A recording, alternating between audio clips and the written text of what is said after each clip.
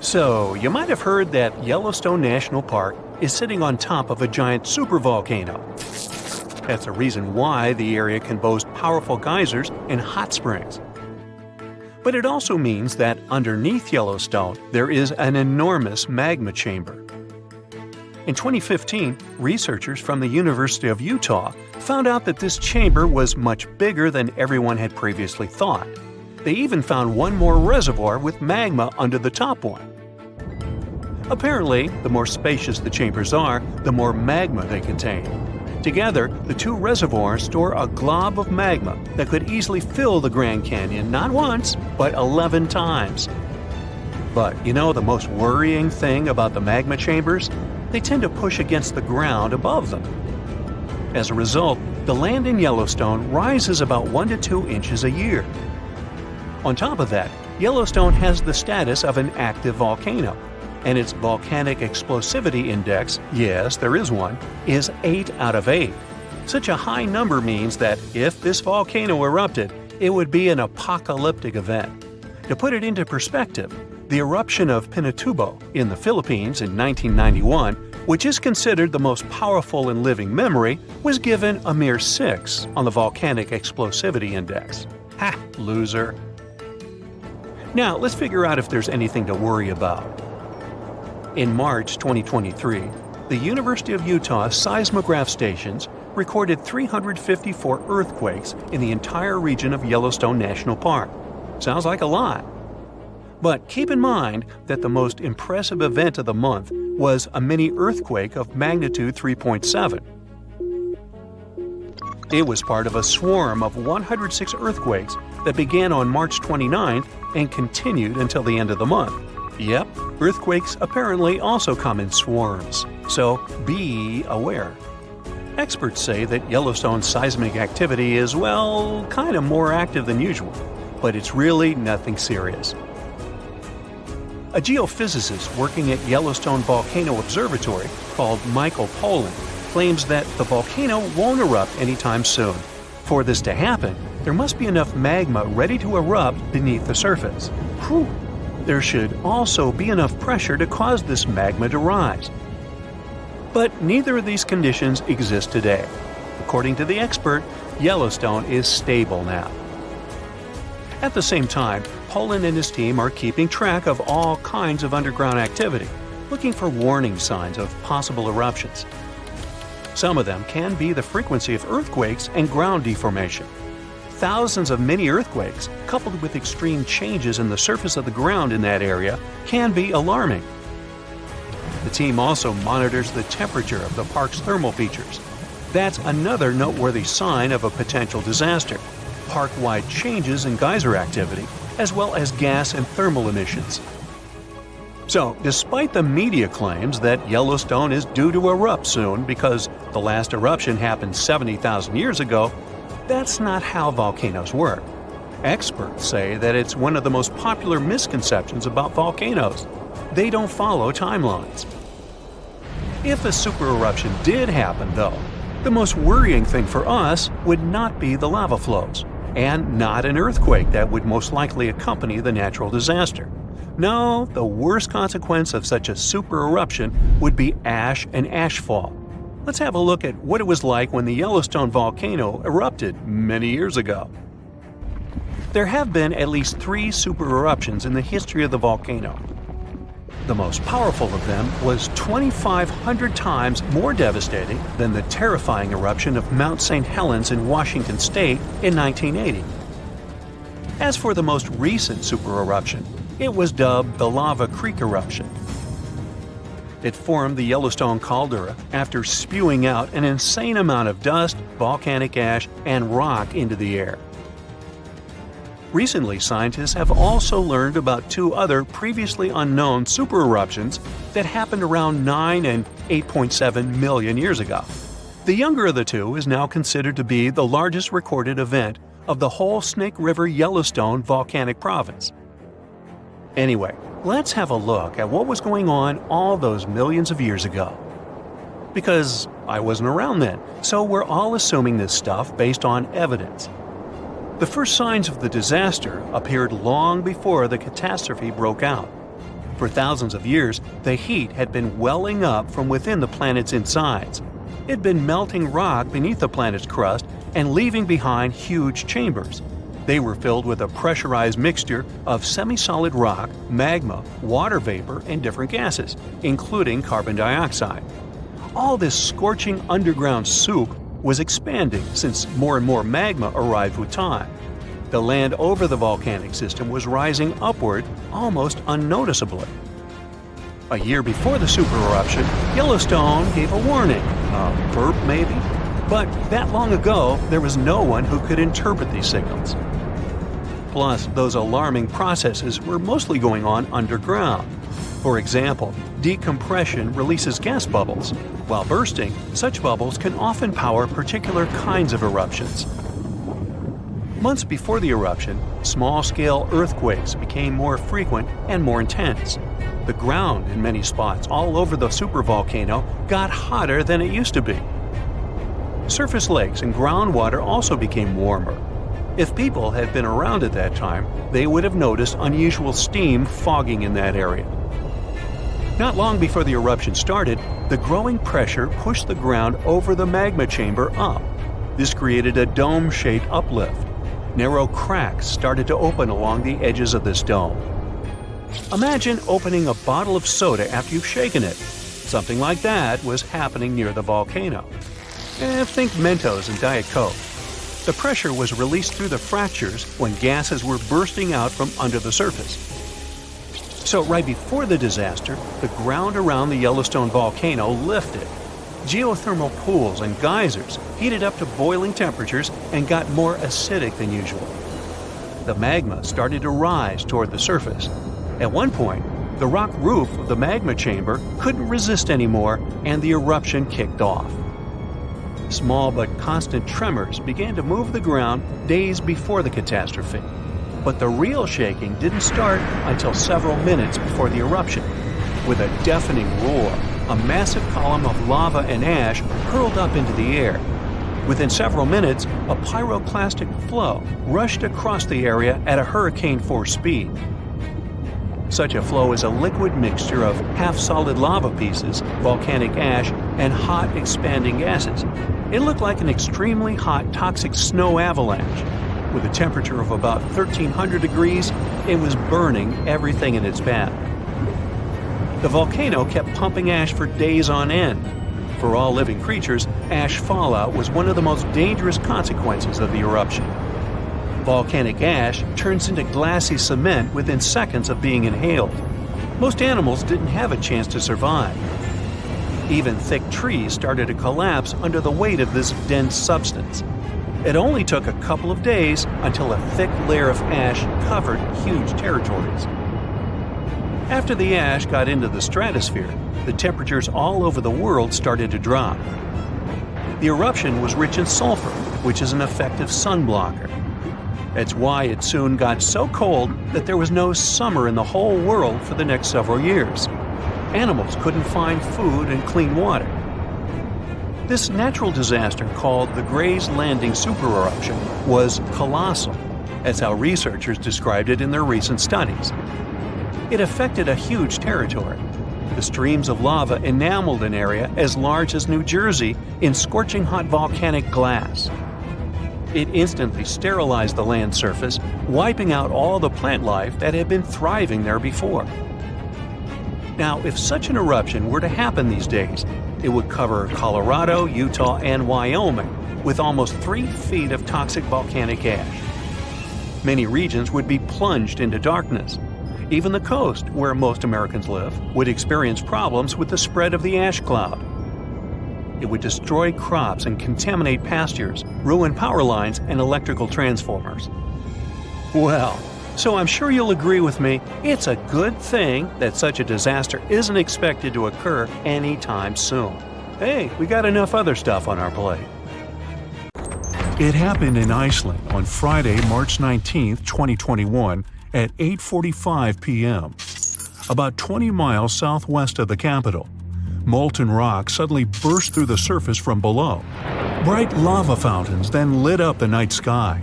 A volcano in this valley finally woke up after almost 800 years of sleeping soundly.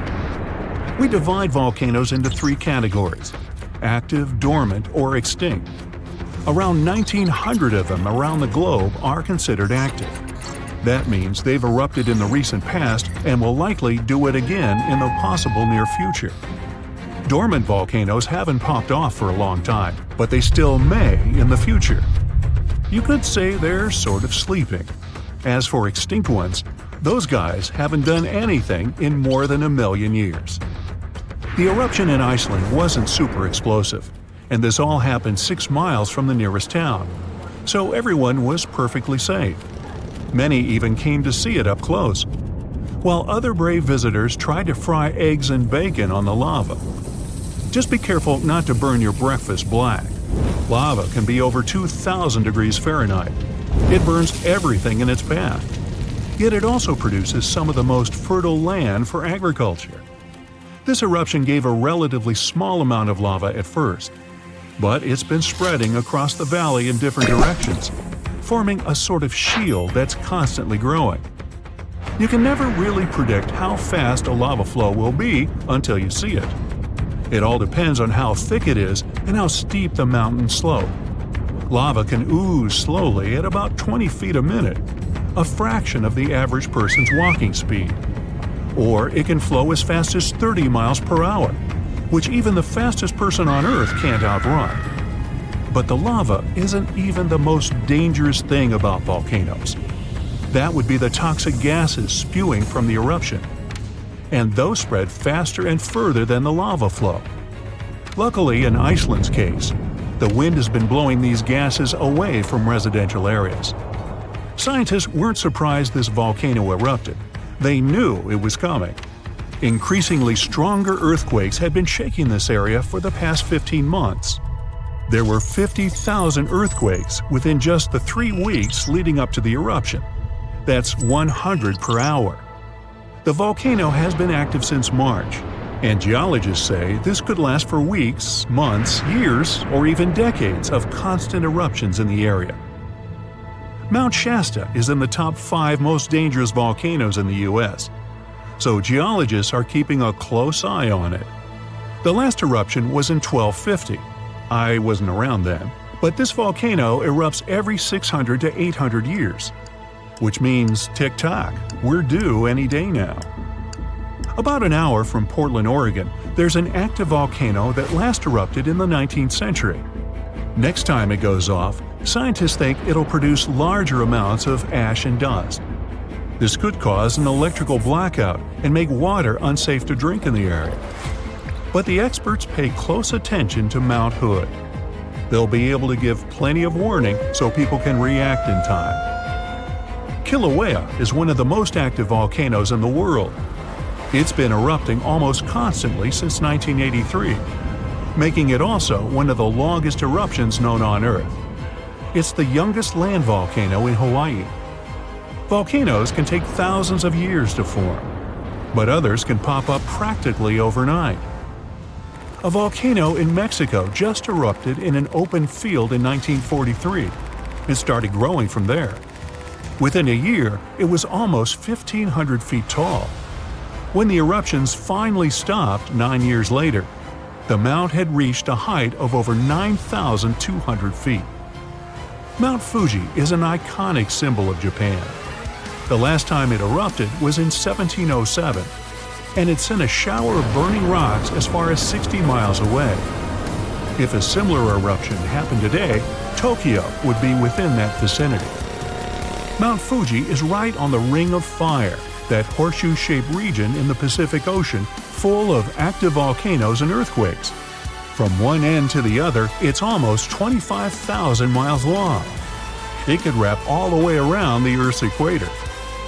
In January 2020, Taal volcano in the Philippines started spewing lava, sending huge plumes of ash half a mile up into the sky. The eruption even triggered a rare phenomenon, a dirty thunderstorm. That's when the smoke cloud above a volcano produces its own lightning. The chance of volcanic tsunamis was also high. Those are usually caused by tectonic movements that occur because of volcanic activity. Taal has erupted more than 30 times in the last 450 years. This volcano in Ecuador last erupted in 2016. Scientists think it might be showing some early warning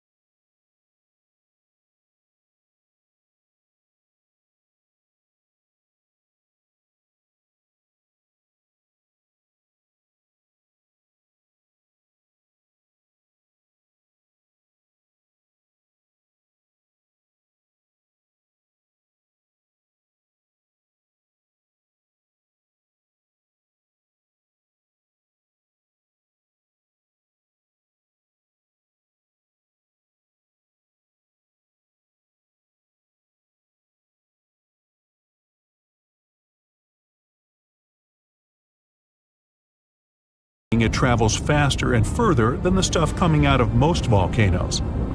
It's certainly not amongst the tallest ones, but Ethiopia's Erta Ale is unique in that it has a lava lake almost constantly, which is pretty rare. The locals call it a smoking mountain because its lava lake often causes eruptions. This volcano is near the Danakil Depression, one of the hottest places on our planet. Merupi has been erupting on a regular basis since the mid-16th century. This volcano helps scientists do crucial research on how eruptions work and how they can warn people in time. After it was dormant for a while, this volcano in central Mexico sprang back to life in 1994. Ever since then, it's been producing huge mud flows and strong explosions in unpredictable intervals. In the past, enormous eruptions coming from this giant buried entire cities in pyramids. Imagine staying in a hotel and waking up to the magnificent view of a massive volcano covered in glowing rivers of lava and clouds of ash. When it lets off heat, visitors to this area in Guatemala take a chance to roast some marshmallows there. One of the most active volcanoes on Earth is on a small island north of Sicily. Stromboli has regular explosions, together with glowing lava coming from vents inside the crater. Not too far away is Etna, Europe's most active volcano and one of the biggest continental ones in the world. By the way, Earth definitely isn't the only planet with volcanoes. The largest one in our solar system is on Mars. It would cover the entire state of Arizona, and it rises nearly 3 times higher than Mount Everest. Ooh, don't look down. Guaijen Volcano in Indonesia is not your ordinary lava-belching mountain. Instead of producing black smoke and red lava, as most volcanoes do, This eccentric guy lets out a blue flame and electric blue lava. This phenomenon occurs because the volcano contains some of the highest levels of sulfur in the world, and when the sulfuric gases interact with scorching air and get lit by the molten lava, they start to turn blue. Unfortunately, you can see this mesmerizing sight only at night, but you can smell it all day long.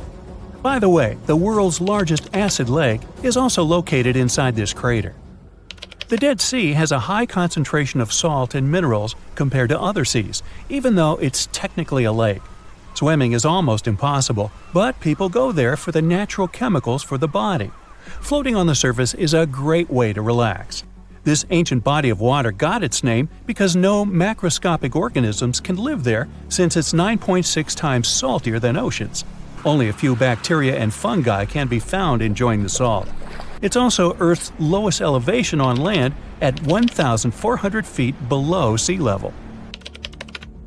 An underground crystal cave exists in Mexico, and it looks like some interstellar world.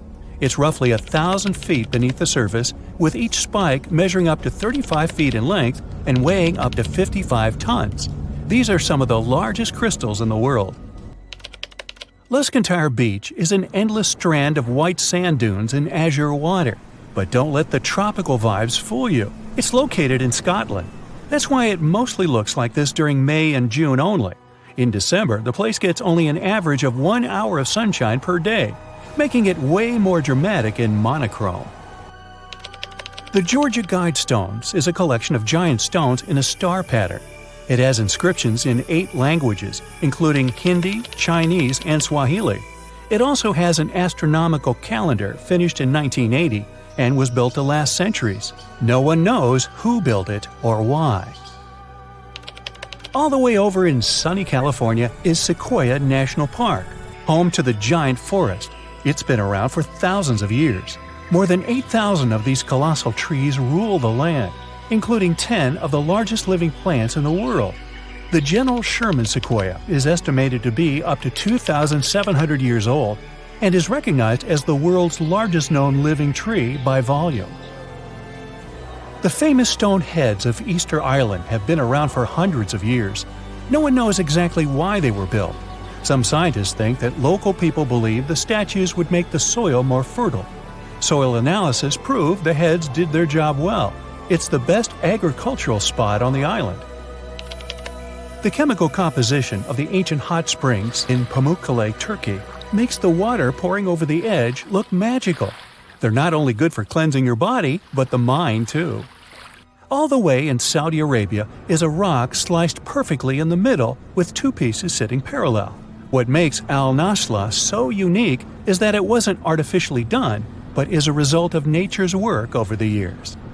Now, this glacier may look like someone dropped tons of red paint in the middle of Antarctica, but it's actually the natural color. Blood Falls is a result of extreme salted water mixed with iron oxide, giving out this eerie vibe in the middle of nowhere. In early May 2018, New England observed one of the scariest and most dangerous phenomena ever, a super long-track tornado. The frightening natural phenomenon started not far from Charleston, New Hampshire, and traveled toward the town of Webster in Merrimack County.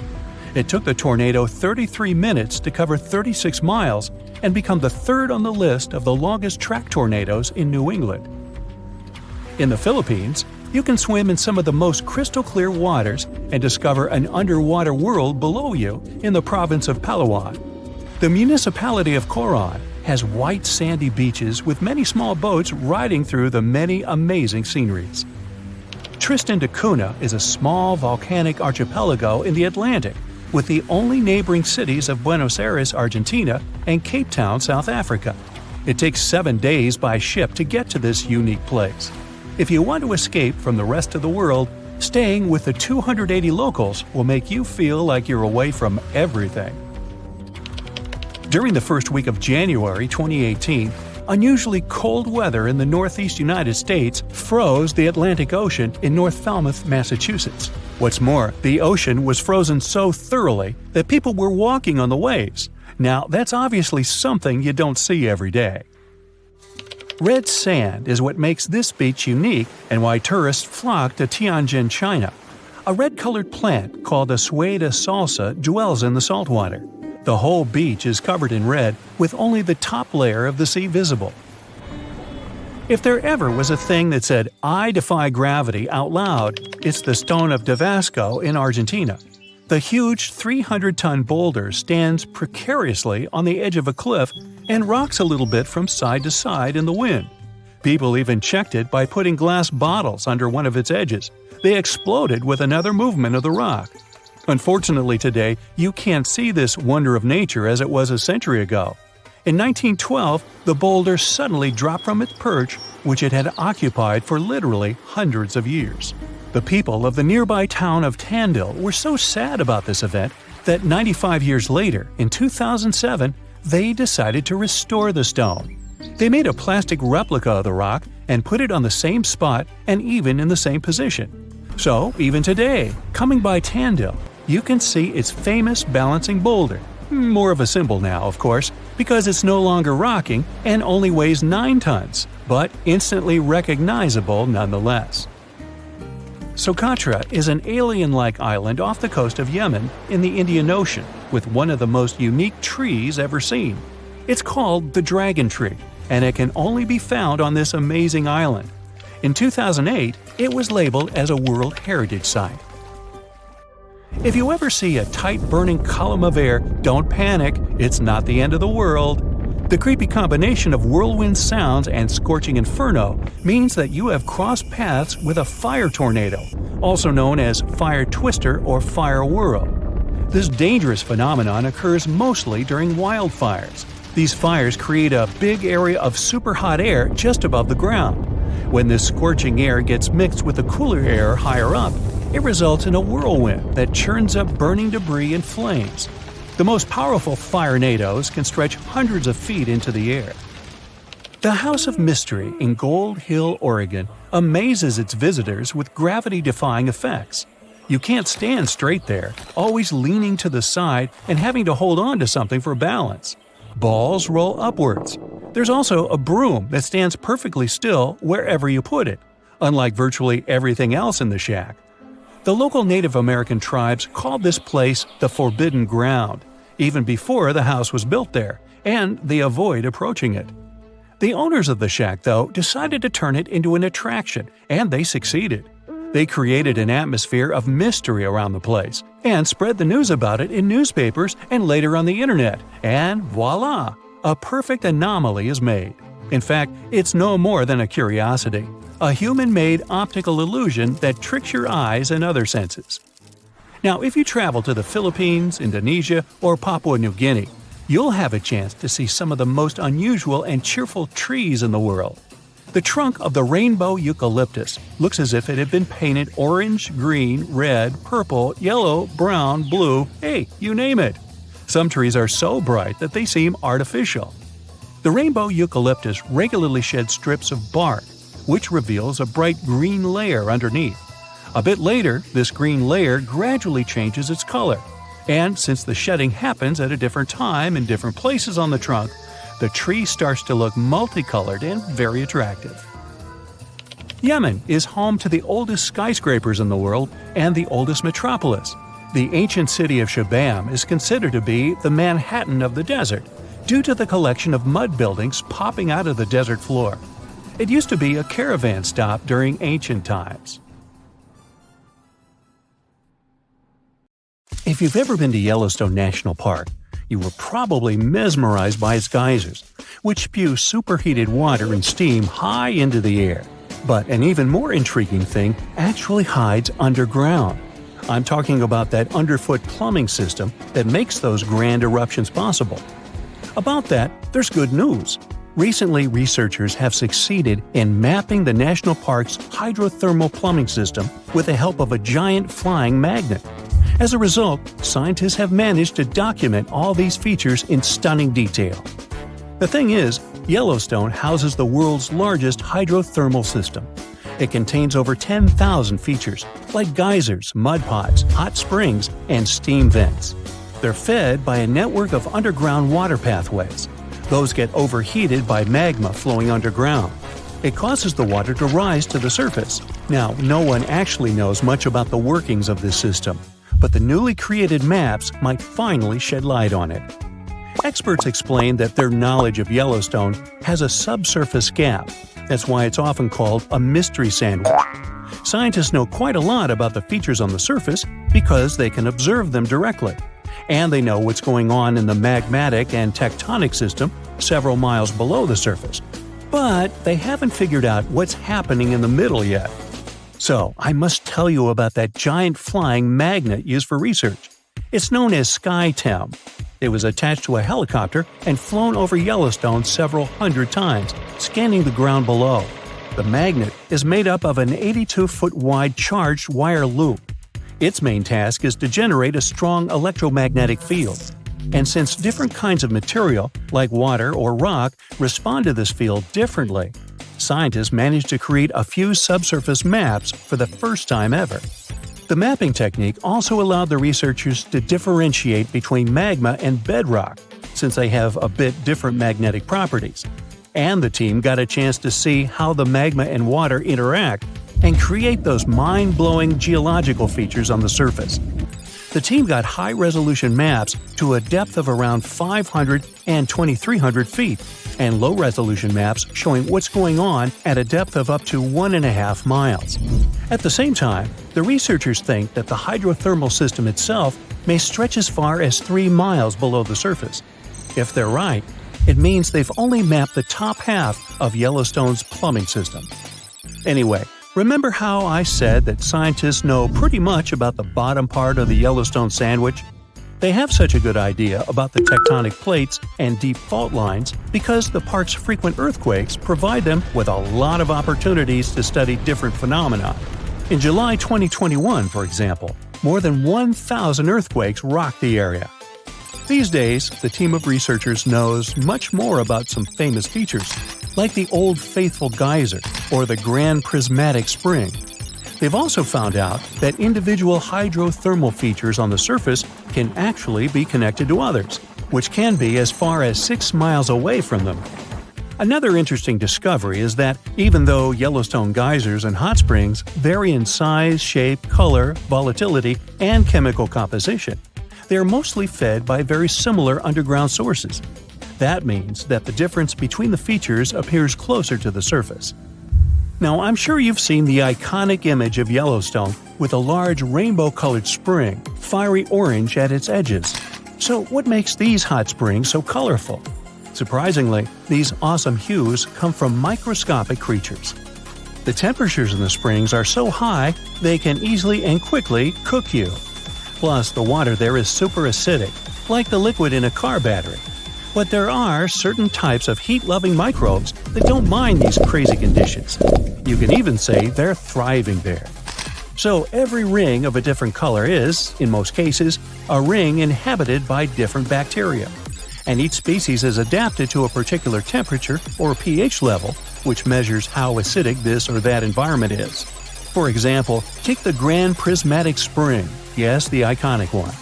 Its rainbow hues likely hint at the diversity of microbes living there. So, starting from the center of the hot spring, you can see a beautiful aquamarine color there.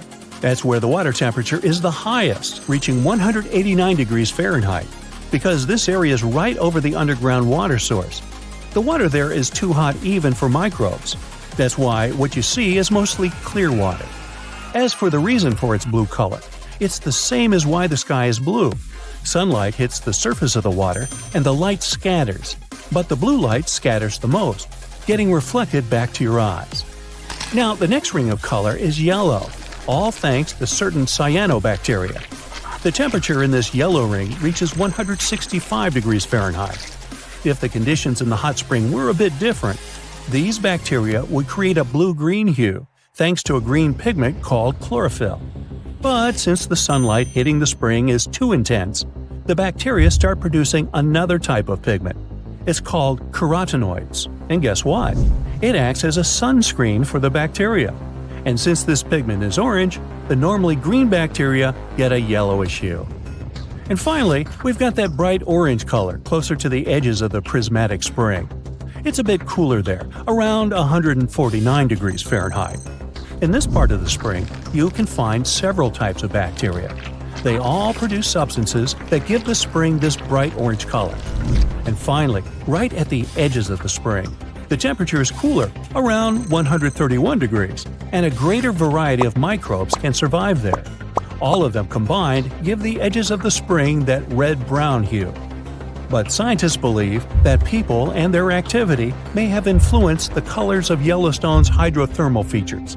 For example, in the past, the temperatures in the Morning Glory Pool used to be much higher than they are today. That's why its color was a deep blue. But trash has started to accumulate in the pool, and some of it clogged the vent. This caused the temperatures to drop, which led to microbial growth. As a result, that pretty blue color turned into orange-yellow. As for Yellowstone's geysers, the most famous one is called Old Faithful. It got this name at the end of the 19th century because of how regular its eruptions were. This geyser is more active than the others, erupting about 20 times a day. Each of these magnificent events lasts from 1 to 5 minutes, and the fountain of steaming water can reach a height of 180 feet. Now, while talking about Yellowstone National Park, we can't but mention Yellowstone supervolcano, right?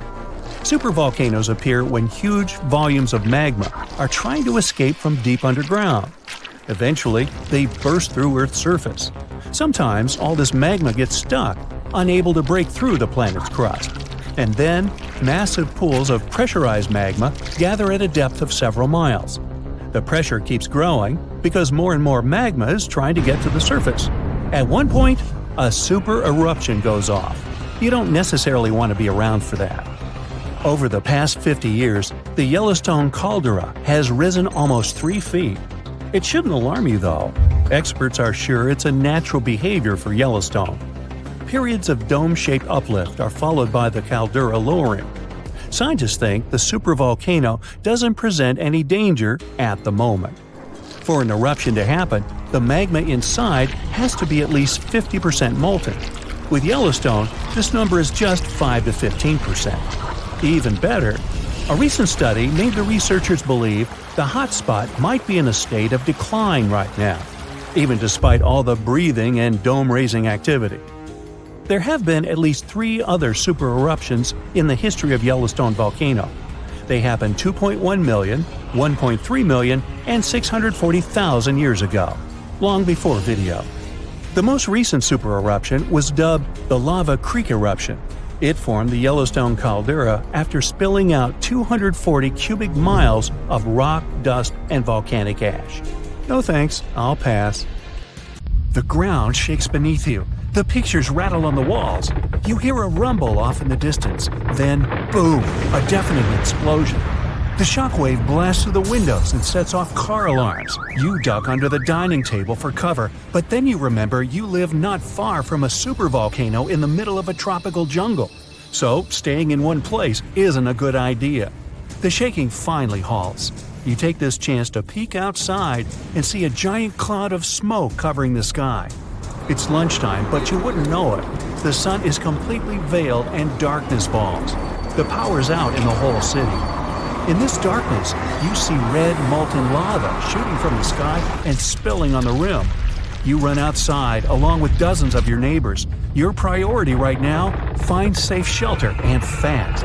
You think about taking the car, but with everyone running on the road, that's a no-go. So you run on foot where the crowd is going.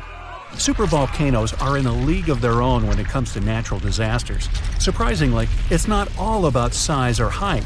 A volcano is dubbed super if it erupts more than 240 cubic miles of magma. That's more than enough to overfill Lake Erie. It must also have a history of erupting and a magnitude of 8 on the Volcanic Explosivity Index. The largest active volcano on Earth is Hawaii's Mauna Loa. It's so big, it would cover the entire state of Rhode Island plus some.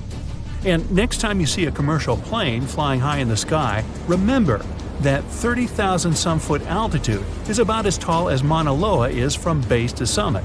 It's technically taller than Everest when you measure it like that, yet it's not considered a supervolcano. So you're running along the dark road not knowing and barely seeing where to go. Then, all of a sudden, a massive flaming boulder smashes through the bridge in front of you. You and everyone else are now stranded on the side of the volcano, as it's getting more chaotic each second. Most of the crowd disperses, finding their own ways to safety. You remember there's a way to the other side not many people know about, but you'll have to cross a raging river through the dense jungle. You calm what's left of the crowd, and everyone follows you to your secret getaway. You finally get out of the city limits and head into the jungle. With the sky already dark, the tall trees and thick leaves make it almost pitch black. Everyone gets out their phone flashlights to navigate through the dark path. You all need to stick together and make sure nobody gets lost. Suddenly, fiery rocks strike the trees not far from you. Everyone jolts and tries to rush ahead, but nowhere is safe when it's raining scalding fire all around. You and your group have to pick up the pace or else. Imagine a typical avalanche or mudslide, very dangerous situations on their own. Now, imagine an avalanche of lava rocks and lava sliding down a mountain instead of mud. That's what's making its way towards you right now. More and more people catch up with your group and bring news that the entire neighborhood is submerged in lava. It's traveling quicker than you thought. You can never really predict how fast a lava flow will be until you see it. It all depends on how thick it is and how steep the mountain slope. Lava can move slowly at about 20 feet a minute, a fraction of the average person's walking speed. Or it can flow as fast as 30 miles per hour, which even the fastest person on Earth can't outrun. But the lava isn't even the most dangerous problem. If you didn't have protection, the gases spewing from the eruption would fill your lungs, and those spread faster and further than the lava flow. Your eyes and throat would be itchy. You'd get a headache, dizziness, increased heart rate, difficulty breathing. The worst would be passing out from the lack of oxygen. Luckily, everyone managed to grab their gas masks before leaving their homes. You're now entering the treacherous terrain of the jungle and the danger zone. Everyone's phone batteries are giving out one by one, so your vision is even more limited. The terrain is tougher and you can't hear any sounds from the river. At this point, you're not even sure if you're going the right way. But your instincts tell you the deeper you go, the safer you'll be. The path is muddy, and the vines are hindering everyone's movements. That's when you hear something big running through the jungle. It's coming up on you fast. You can't see a thing until it's right up on you. A bear! And there goes a rhino. Wild cats, domestic cats, dogs, different creatures of all sizes and species. They all come running through the jungle right past you. You and your fellow humans aren't the only ones fleeing from the eruption. The rumbling is still going on. Before you know it, a shower of fire rocks strikes right behind you and ignites parts of the jungle. There's no going back. Everyone picks up and runs for it. You hear thunder in the distance. A flash of lightning lights up the dark sky. You think, finally, some rain to wash away this fiery nightmare. But that's not a regular storm brewing. These giant smoke clouds can mimic a thunderstorm under similar conditions. Your luck finally pays off. You hear the river straight ahead. You reach the bank and have to hop on some stones to get to the other side. You almost slip when someone from the group catches you just in time. Whew, that was too close. Not far down the river is a large waterfall leading straight to a shallow lake with sharp rocks at the bottom. The ash from the lava falls like snow, covering most of the trees and landing on the river. Ash is one of the most dangerous things about volcanic eruptions. You're soaked to the bone, but it's a lot better than ash and smoke. And then the rest of the group follow. The next thing you know, the river starts steaming as lava meets the bank and runs into the water. You try your best to speed things up. The lava can heat this water up to dangerous levels, and there are still people slowly crossing the river on the slippery rocks. Luckily, you manage to get everyone across. Well, almost everyone. You turn around and see someone's leg got caught between two rocks. The lava continues to pour into the river. You can feel the heat of the steam. You rush back to this person and try to pull them out. Their leg won't budge. Someone else from the group comes to help, and you're finally able to pull them out in the nick of time.